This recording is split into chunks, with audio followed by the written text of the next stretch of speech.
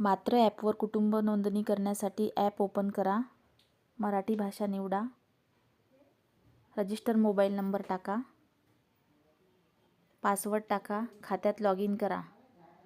आशा card येईल ते cut करा. 3 रेषा दिसतील त्यावर क्लिक करा. आशा डायरी ऑन करा.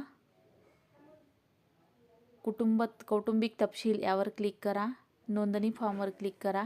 कुटुंब क्रमांक टाका. बाजूने सर्च करा. नवीन घर नोंदवा यावर क्लिक करा आणि संपूर्ण माहिती भरा.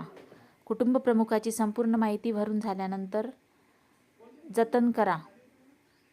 खाली जतन केल्यानंतर नवीन सदस्य जोडण्यासाठी नवीन सदस्य जोडा यावर क्लिक करा आणि कुटुंबातील सर्व सदस्य अशा प्रकारे नोंदणी झाल्यानंतर संपूर्ण कुटुंबांची माहिती भरल्यानंतर मंजुरीसाठी पाठवा. अशा प्रकारे एक कुटुंब नोंद होईल. अशा प्रकारे सर्व कुटुंबांची नोंद ॲपवर करा.